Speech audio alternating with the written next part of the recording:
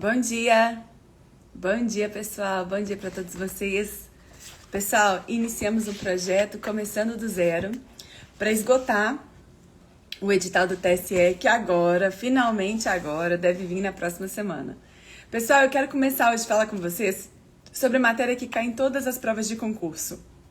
A gente vai falar sobre direito administrativo, minha matéria preferida do direito, a matéria que eu comecei a dar aula. Então, a gente vai trabalhar essa matéria em tempo recorde. Você vai ver que em uma semana você vai aprender esse conteúdo como nunca. Você nunca aprendeu esse conteúdo de um jeito tão eficaz e tão rápido. Você vai ser capaz de acertar qualquer questão de prova com o que eu falar aqui. Qualquer questão. Se porventura em alguma das lives eu falar uma informação, se porventura você achar uma questão que não seja respondida pelo conteúdo que eu tô falando aqui na live, você ganha R$1.000. Valendo hoje, ou seja, nós faremos uma série de lives. Se você achar uma única questão sobre direito administrativo que não seja respondida pelas minhas lives, uma única questão, você ganha R$1.000, uma única questão. Todo o conteúdo vai ser ensinado em apenas 7 dias. Meu Deus, professora, você está falando algo absurdo. 7 dias para aprender uma matéria que é ensinada em meses pelos outros cursinhos, em meses nas faculdades. Como que você vai fazer isso? Bom, gente, como é que eu vou fazer isso com a segurança de que tudo que já foi cobrado algum dia nas provas de concurso público está aqui?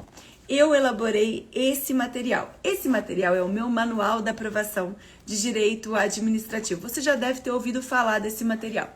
O que eu fiz? Eu elaborei um texto que tem 1/5 do tamanho dos outros livros, mas que comprovadamente responde todas as questões de prova. Como que eu sei?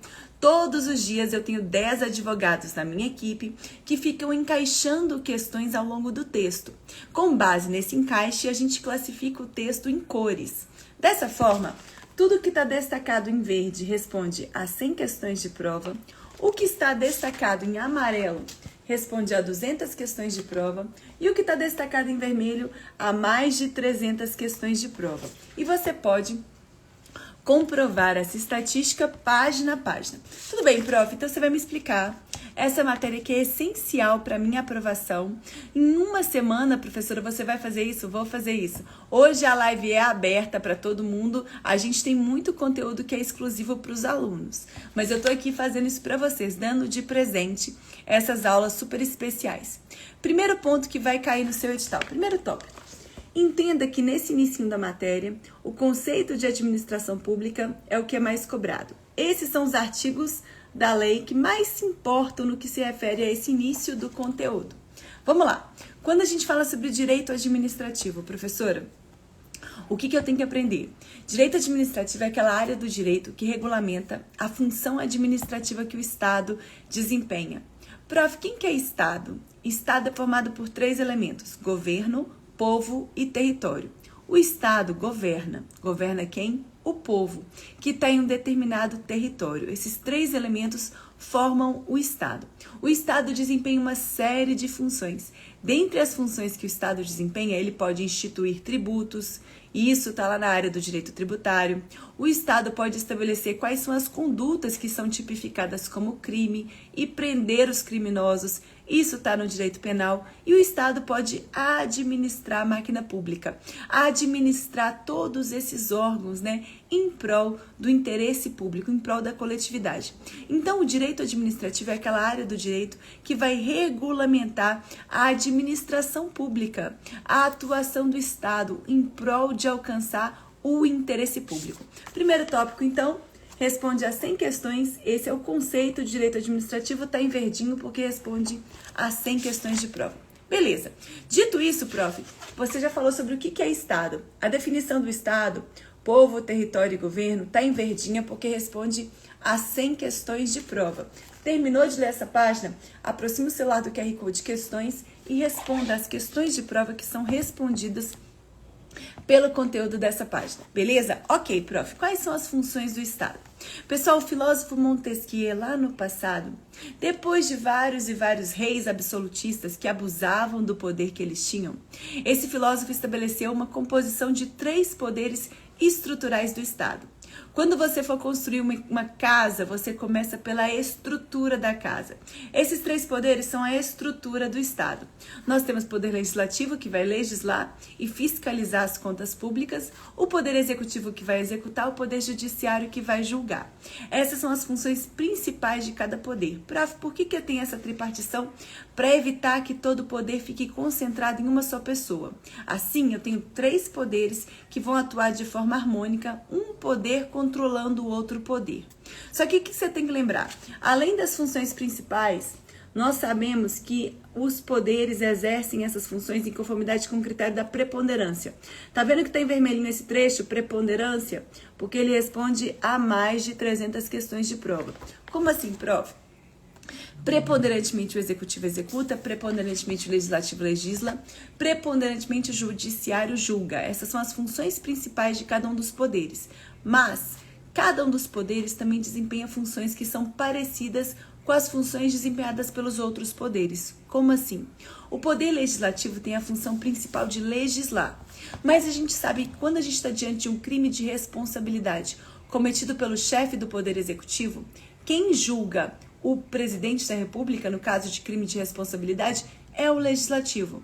Olha o legislativo desempenhando uma função que é típica do judiciário, de julgar, tá vendo? Ou seja, cada poder tem a sua função principal, mas também desempenha de forma atípica funções parecidas com os outros poderes. Lembre que cada poder tem função típicas e função atípica, pessoal. Beleza.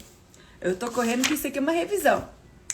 Dito isso, professora, me lembra aqueles conceitos: forma de Estado, sistema de governo e regime de governo. Quero te passar um macete, como isso aqui é uma revisão, um macete para você não esquecer.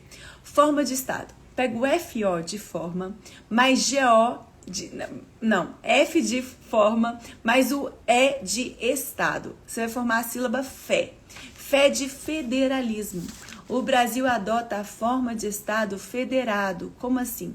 A República Federativa do Brasil é formada por vários entes federados, municípios, Estado, Distrito Federal e a União, que vão ter suas competências estabelecidas na Constituição. Ah, prof, entendi. Isso é uma federação. Cada ente político tem autonomia tanto administrativa quanto autonomia política. Então, em âmbito municipal, teremos um prefeito, em âmbito estadual, um governador, em âmbito nacional, um presidente. Forma de Estado federado. Forma de governo. Você vai pegar o FO de forma, mais o GO de governo. Vai formar a palavra fogo. Fogo na República. Lembra lá do Dom Pedro colocando fogo na República, gente? Você não vai esquecer. A forma de governo é republicana. Todos nós participamos da escolha do nosso governante, todos os cidadãos participam de forma democrática da escolha de quem vai nos representar. Na forma de governo republicana, eu estou falando da relação que existe entre os cidadãos e o governo, né? E aqueles que estão governando. Forma de governo republicana. Prof, e sistema de governo? Gente, sistema. Quando a gente estudou matemática, sistema envolve relação entre duas variáveis, né? Quando a gente fala de duas variáveis, x e y, lembra aquele sistema de matemática? Pois então, sistema de governo está falando da relação que existe entre o executivo e o legislativo. Como assim? Nós podemos ter um sistema de governo presidencialista e um sistema de governo parlamentarista. No sistema de governo presidencialista, o presidente exerce as funções de chefe de governo e de chefe de Estado. Prof, qual que é a diferença entre chefe de governo e chefe de Estado? Chefe de governo, pessoal, eu estou falando daquele que de fato toma as decisões de governo, as altas decisões, os rumos daquela nação, toma as grandes decisões, o chefe de governo. Chefe de Estado é aquela pessoa que vai representar o Estado perante os outros países, perante as outras nações. No Brasil, nós adotamos o sistema de governo presidencialista. O presidente exerce as funções de chefe de Estado e de chefe de governo ao mesmo tempo. Prof, e no caso do parlamentarismo? No parlamentarismo que acontece na Inglaterra, como é que funciona? Nós temos um primeiro-ministro que exerce as funções de chefe de governo, que vai estar tomando as decisões importantes, o rumo da nação, governando de fato. E nós temos um rei Charles, que vai o quê? Exercer a função de chefe de Estado. Né? O rei Charles, ele exerce essa função de representação da Inglaterra perante os outros países, perante as outras nações. Beleza, professora, entendi esses conceitos. Esse macete está aqui, gente, olha. Macete para ninguém esquecer, sistema de governo, forma de Estado e o regime de governo. Quando você pensa em regime para emagrecer, regime é coisa do demo, né, gente? Ninguém gosta de fazer regime. Demo de democrático, nós estamos em uma democracia. Todo o poder que o Estado tem veio do povo, o povo que conferiu ao Estado poder. Só que o povo vai ter algumas situações que ele vai exercer esse poder diretamente, quando a gente está diante de um plebiscito, de um referendo, de uma iniciativa popular de lei. O povo vai estar exercendo essas funções diretamente, né, de fato tomar as decisões que envolvem a política, as grandes diretrizes daquela nação. São instrumentos, então, de democracia direta, o plebiscito, o referendo e a iniciativa popular de lei. Agora, quando eu estiver falando especificamente sobre eleição, eu estou falando da possibilidade de forma que indireta nós somos representados pelos governantes eleitos. A gente não está lá diretamente tomando as decisões do Estado, mas o nosso representante eleito está tomando as decisões em nosso nome, certo? Ou seja, todo o poder vem do povo. O povo vai exercer o poder do Estado de forma direta no plebiscito, referendo, na iniciativa popular de lei e de forma indireta através das eleições. Beleza. Agora eu quero falar um pouquinho sobre fontes do direito administrativo. De onde vem, prof? As regras do direito administrativo. Fonte é de onde vem. Pessoal, são 4 fontes que podem cair na sua prova. Primeira, lei. Só que a lei aqui é em sentido amplo. O que acontece no ordenamento jurídico brasileiro? Eu tenho aqui as leis. Acima das leis eu tenho a Constituição, né? Assim que funciona a hierarquia. Constituição, leis e abaixo das leis, legais. Como assim? O que são atos normativos infralegais, pessoal? São decretos, são resoluções que vão clarificar o conteúdo da lei, facilitar a aplicação da lei, vão clarificar, vão tornar mais claro o conteúdo da lei. Então, quando a gente fala de hierarquia das normas, eu estou considerando os atos normativos infralegais, as leis e a Constituição. Beleza, entendi, prof. Dito isso, quando a gente fala sobre fontes do direito administrativo, eu tenho que lembrar que a lei é a fonte primária do direito administrativo. Por quê? Nós estamos em um Estado de direito, Estado que obedece o direito. Enquanto eu, Gabriela, posso fazer tudo o que eu quiser, exceto o que a lei proíbe, o Estado só pode fazer o que a lei autoriza. O Estado só pode fazer o que está autorizado pela lei. Estamos em um Estado de direito. Então, a lei é fonte primária do direito administrativo. É fonte primária das regras sobre o direito administrativo, lei. Só que quando eu falo aqui de lei, eu não estou falando só da lei em sentido formal. Eu estou falando da lei em sentido amplo, considerando os atos normativos infralegais, decretos, resoluções, as leis e também a Constituição. Primeira fonte do direito administrativo, lei, fonte primária, considerando aí lei em sentido amplo, abrangendo atos normativos infralegais, leis e Constituição. Beleza. Segunda, gente, fonte do direito administrativo, jurisprudência. A jurisprudência é uma fonte que é secundária do direito administrativo, porque ela envolve o conjunto de decisões que foram emanadas pelo Poder Judiciário sobre a atuação da administração pública. Vão influenciar de forma secundária, né? A administração pública está lá funcionando hoje e fala, poxa, vários juízes já decidiram nesse sentido. A decisão daqueles juízes vai influenciar, é claro, a atuação da administração, de forma secundária. Isso para as jurisprudências, quando eu falo assim, para as decisões emanadas pelo Poder Judiciário. Só que a gente sabe que a decisão de um juiz isolado em um processo, ela atinge só as partes do processo. Você aí, por acaso, sabe que o Estado foi condenado ontem a pagar uma indenização para o Joãozinho? Você não sabe.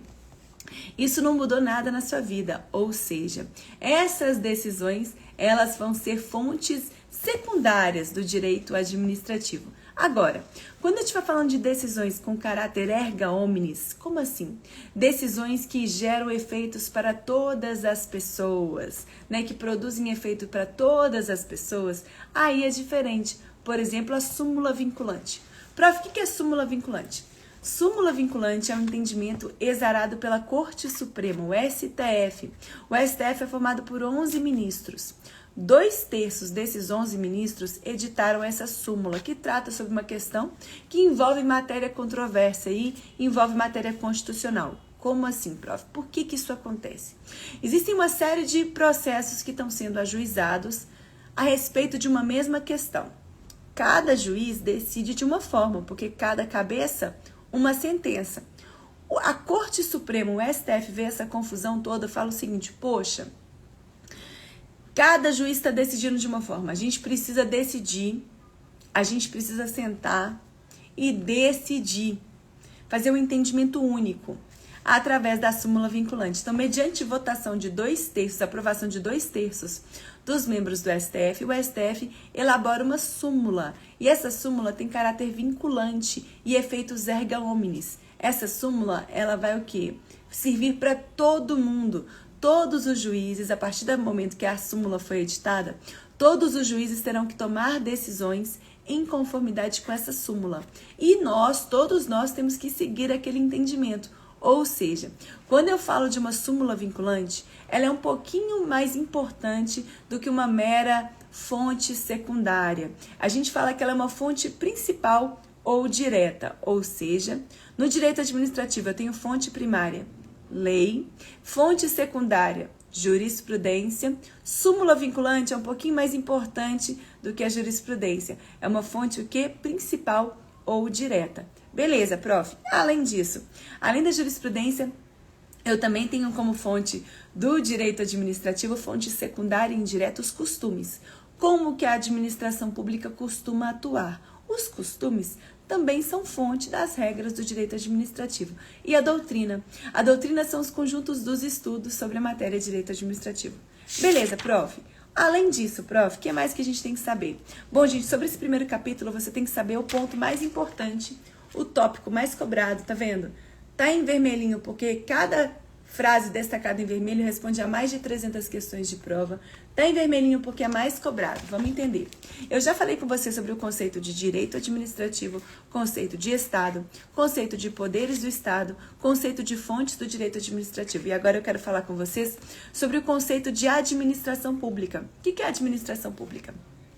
Gente, a administração pública ela pode ser entendida em conformidade com 2 critérios. A administração pública segundo o critério subjetivo e a administração pública segundo o critério objetivo. Como assim? A administração segundo o critério subjetivo, quando você escutar essa palavra subjetivo, ela vem de sujeito, sabe? No direito. Subjetivo vem de sujeito. Quando a gente fala de administração pública segundo o critério subjetivo, eu estou falando de quem faz parte da administração. Quem é que faz parte, prof? Por exemplo, quem faz parte da administração pública indireta? Autarquias, fundações, empresas públicas, sociedade e economia mista. Ou seja, quando eu uso esse critério para conceituar a administração pública, eu estou falando de quem faz parte. Quer um macete para não esquecer na hora da prova? A administração pública segundo o critério subjetivo, olha só aqui o macete para vocês, ó, a bombinha, o macete. Subjetivo, olha o subjetivo grandão. O subjetivo grandão é de sujeito. Aí você vai falar subjetivo, é de sujeito, é de quem faz parte da administração. Ou seja, a administração segundo o critério subjetivo está falando de quem faz parte da administração. Beleza, prof. Quem é que define quem faz parte da administração? A lei. Por isso que a gente fala que esse é um critério subjetivo ou formal. Toda vez que você escutar a palavra formal no direito, está falando de formalidade da lei. As formalidades da lei que estabelecem quem é que faz parte da administração.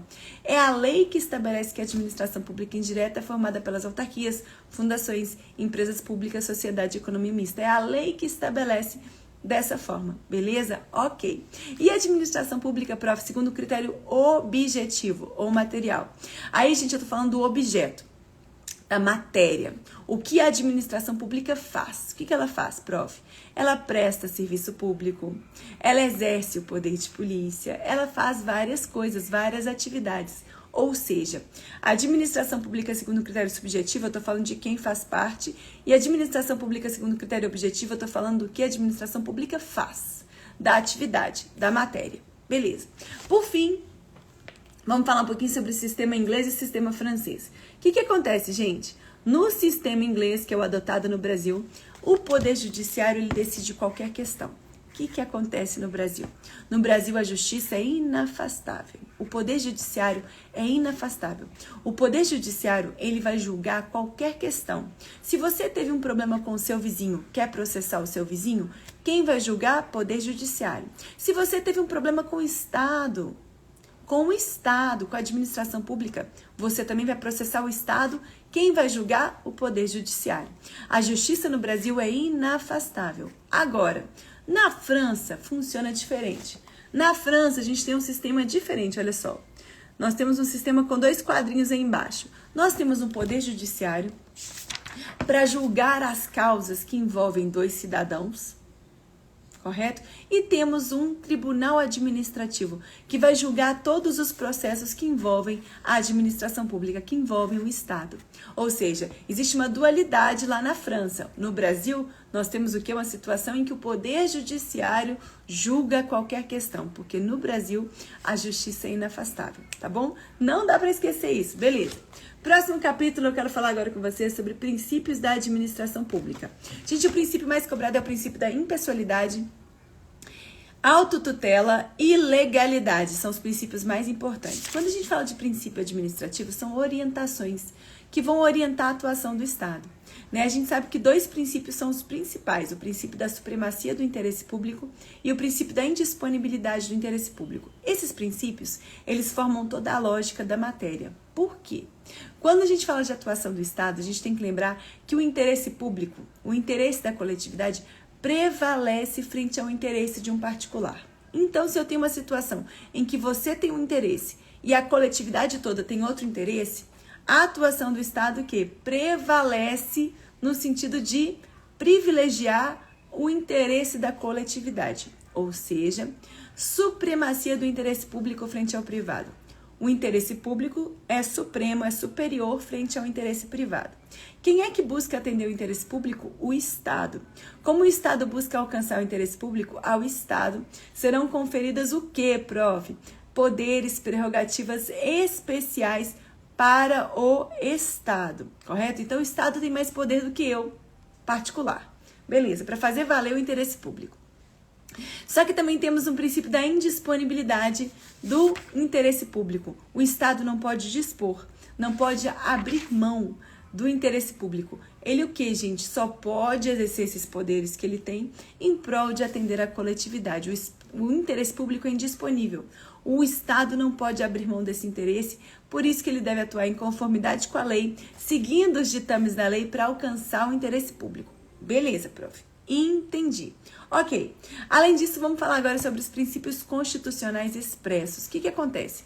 Todo princípio do direito administrativo está expresso na Constituição? Não.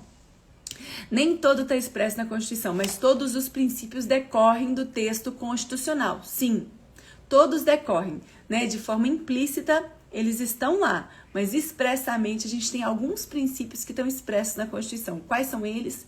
Vocês já devem ter ouvido falar daquele macete do LIMP, né? Legalidade, impessoalidade, moralidade, publicidade e eficiência. São os princípios constitucionais expressos na Constituição. São só esses? Não. Existem outros. Princípio do devido processo legal, princípio da dupla jurisdição, princípio da ampla defesa. São princípios que também estão expressos no texto constitucional. Não são só os do LIMP, tá bom? Beleza.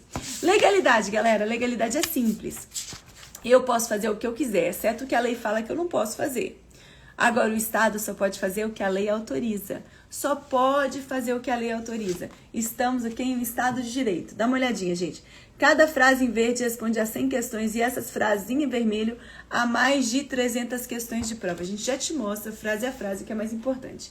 Terminou de ler essa página? Antes de virar para a próxima página, esquecer tudo, você já aproxima o celular do QR Code de questões, responda as questões de prova que são respondidas pelo conteúdo dessa página.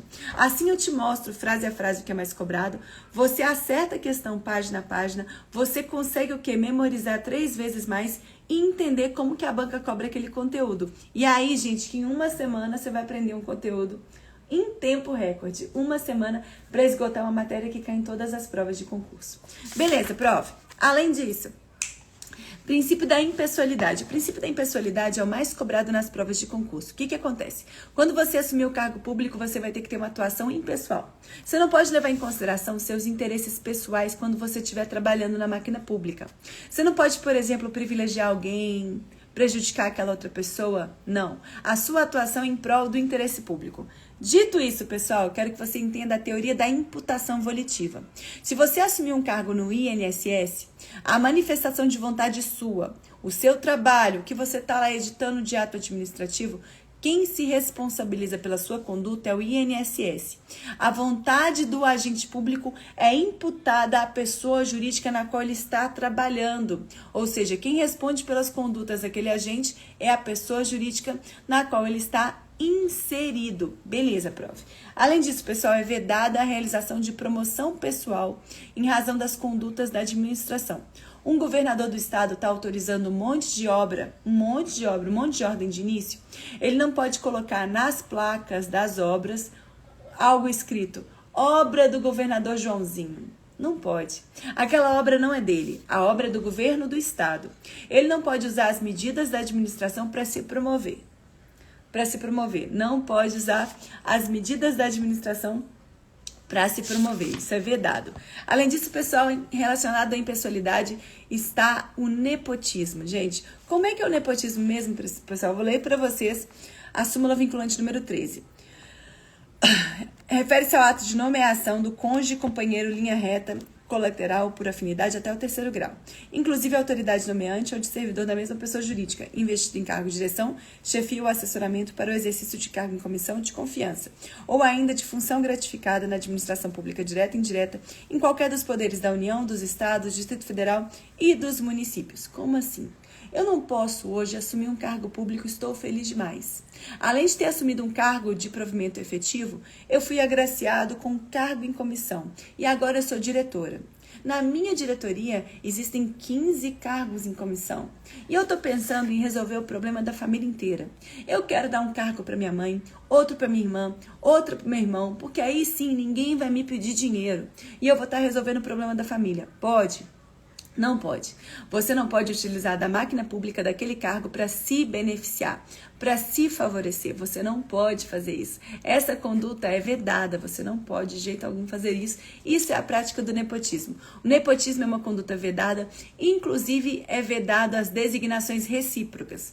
Eu não posso combinar com outro diretor de nomear minha mãe e eu nomeio o pai dele. Não posso. Essa troca de favores também não pode. Prof, quanto ao cargo político, como é que funciona? Cargos políticos, a nomeação para cargos políticos não alcança, a súmula vinculante número 13 não alcança a nomeação para cargos políticos. Como assim? Eu fui eleita para ser governadora do estado de Minas, eu tenho minha irmã que é engenheira. Eu posso nomear minha irmã para ser secretária de Transportes e Obras Públicas? Posso.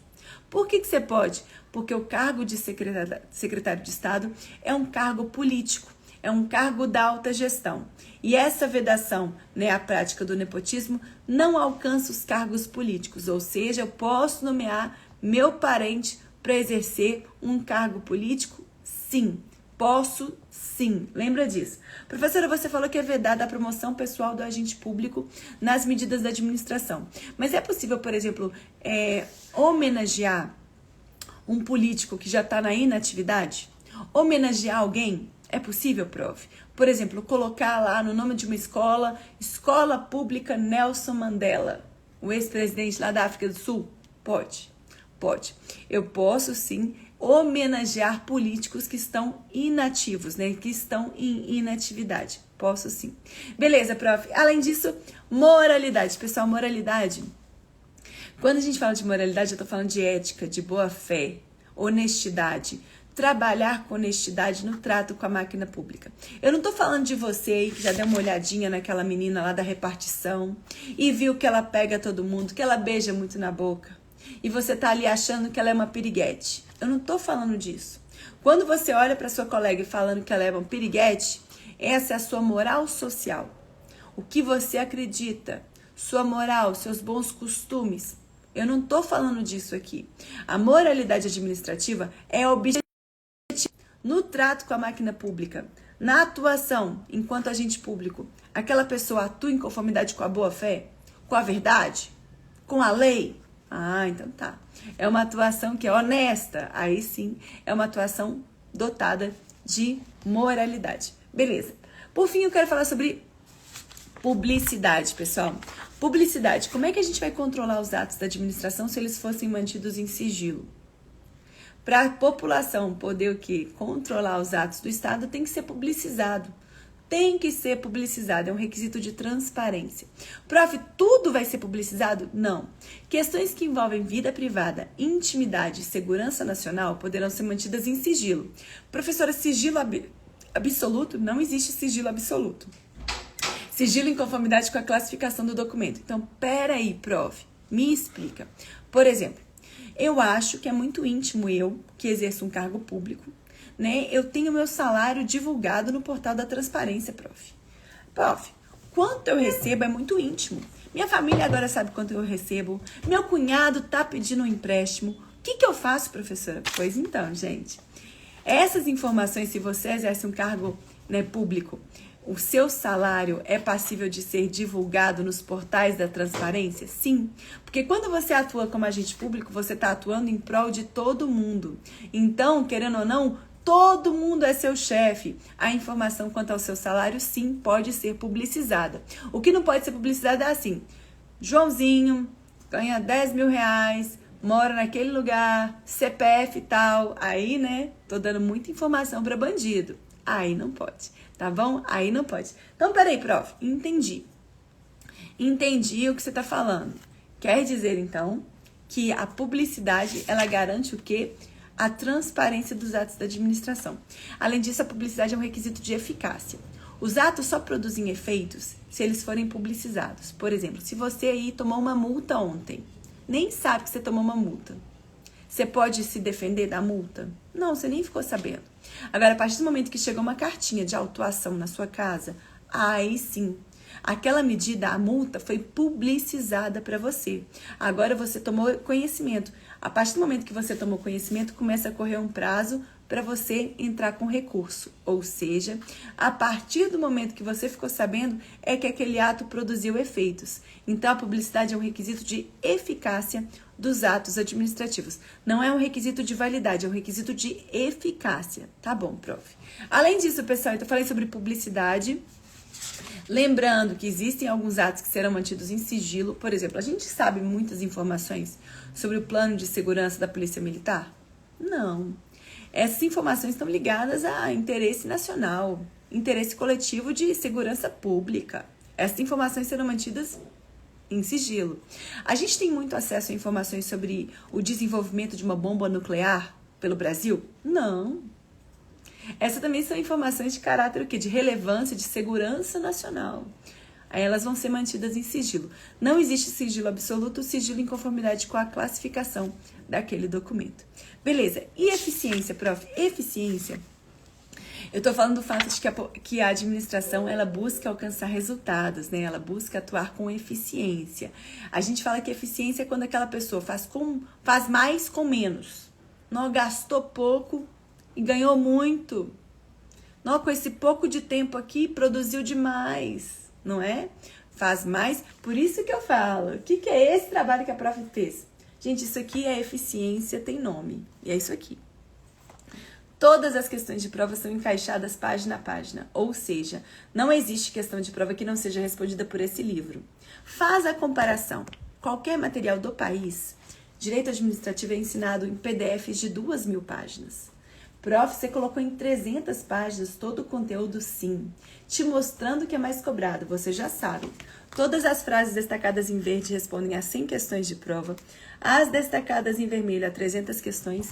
E as destacadas em verde, amarelo, a 200 questões de prova. Então, você terminou de ler essa página, aproxima o seu lado QR Code de questões e responda as questões de prova que são respondidas pelo conteúdo de cada página.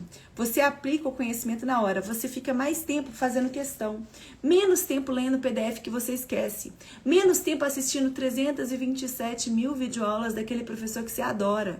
O professor pode ser ótimo, mas você está correndo contra o tempo, você tem pouco tempo para estudar. Você precisa o quê? Passar. Prof, mas como é que você me garante que está tudo aqui?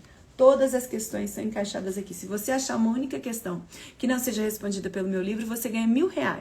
Se você achar uma única questão que não seja respondida pelo meu material, você ganha R$1.000. A gente encaixou todas, nível médio e nível superior. Vocês já conhecem essa metodologia. Então aqui você fica mais tempo. Ao invés de você perder tempo com PDF enorme, você fica mais tempo na questão. Quem passa em concurso? Quem faz mais questão? Prof, como é que eu faço muita questão se o material tem 2.000 páginas? É um monte de videoaula. Pois é, não sobra tempo. Agora, se você já sabe que quem passa é quem faz questão, busque um material enxuto que te explique de um jeito claro, colorido, com exemplos, fácil, que te explique todo o conteúdo. Você aprende em uma semana cada matéria do seu edital. Eu sei que parece absurdo, eu sou a única professora do país que fez isso. Né? Parece absurdo, mas calma, gente, a gente está expandindo, cada vez aprovando milhares de alunos, eu coloco mais depoimento e vocês vão ver, que aí daqui a pouco seu vizinho vai passar na sua frente e vai te contar, eu estudei com o material da prova. Beleza, galera? Tirando o meu merchan, tem que fazer. Eu sei que é melhor, Se tem uma coisa, eu confio em ninguém, mas eu confio em mim. Eu confio em mim. E eu que escrevi, e eu sei que ele é melhor. Faz o download de um capítulo gratuito. Compara com qualquer outro do país. Com o professor mais graduado, com o cursinho que mais aprovou. O cursinho tem 1 milhão de alunos, aprovou ali uns 100 e está ali postando todo dia. Pega esse material e compara. Porque com a comparação, né, com fatos, não existe discussão. Enfim, prof, outros princípios expressos na Constituição. Eu quero falar agora sobre os princípios da ampla defesa e do contraditório. O que acontece? Na Constituição também está expresso o princípio do devido processo legal. Né? O princípio do processo legal ele se desdobra em 4 etapas. Como assim? Primeira etapa. Né? E o princípio do processo legal está muito ligado ao princípio da ampla defesa e do contraditório. Vou dividir em 4 etapas para ficar mais fácil. No processo administrativo, se porventura for instaurado um processo administrativo contra você, porque você celebrou um contrato com o Estado, ou porque você já exerce um cargo público, foi instaurado um processo. Porque a gente tem um processo judicial, que quem decide é o Poder Judiciário. Tem um processo administrativo, que é julgado e decidido no âmbito do Executivo, no âmbito da administração. Nesse processo administrativo, se você quiser chamar um advogado para te defender, você pode. Mas se você quiser se defender sozinho, você também pode. Você tem direito à defesa prévia. Você pode se defender sem advogado. Por exemplo, se você foi multado, você pode o quê? Recorrer daquela multa sem advogado. Você também tem direito à defesa técnica. Defesa técnica é, se você quiser chamar um advogado, você pode. Se você quiser constituir um advogado, você pode chamar um advogado para te defender. Você também tem direito ao duplo grau de jurisdição. Como assim? Se a decisão que a administração pública tomou, você não concorda, você pode recorrer daquela decisão. E, prof, para interpor esse recurso, eu tenho que fazer algum tipo de depósito em dinheiro, calção? Não precisa, tá bom? Você tem o direito de recorrer daquela decisão. Além disso, você tem direito de ter informação daquele processo. Então, são 4 etapas da ampla defesa quando eu falo sobre processo administrativo. Você tem direito à defesa prévia, você pode se defender mesmo sem advogado. Se você quiser chamar um advogado, você tem direito à defesa técnica. Se você o quê, gente, não concordou com aquela decisão tomada pela administração, você tem direito a recorrer, não precisa pagar nada para recorrer. E além disso, você tem direito a ter informações. Você tem direito a ter informações, a ver os autos do processo, a ter conhecimento de tudo que está naquele processo. Isso aí no âmbito do devido processo legal, que envolve tanto o processo que corre no Poder Judiciário, quanto o processo administrativo que corre na administração. Beleza? Beleza, prof. Além disso, o princípio da continuidade. A administração pública, a atuação dela não pode parar. O poder público não pode parar. Prof, mas e se todos os servidores entrarem em greve? Todos entrarem em greve é difícil. Se alguns servidores entrarem em greve, o que vai acontecer? Uma substituição de pessoal para continuar prestando todos os serviços. Prof, existem algumas situações em que é possível a interrupção temporária na prestação do serviço? Sim. 3 situações de interrupção temporária da prestação do serviço que você tem que lembrar. Por exemplo, você não pagou a conta de luz. O serviço vai continuar sendo prestado para você? Não. Por inadimplemento do usuário, o serviço pode ser cortado.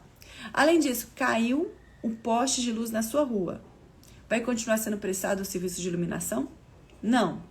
Porque em razão daquela situação ali, que a queda do poste, uma situação emergencial, o serviço vai ser interrompido. Agora, e se a empresa que cuida a entidade de administração pública que cuida aí de toda essa gestão da rede de energia elétrica, mandar uma cartinha para sua casa e falar que no dia 5 de agosto vai ser interrompido a prestação do serviço de energia elétrica para fazer um reparo na rede? É possível a interrupção por razões de ordem técnica? Sim. Tanto por razões de ordem técnica quanto por inadimplemento do usuário, primeiro a gente avisa. Vamos avisar que vamos parar, hein? Vamos avisar. Tem aviso prévio. Agora, no caso de uma emergência, não tem aviso prévio.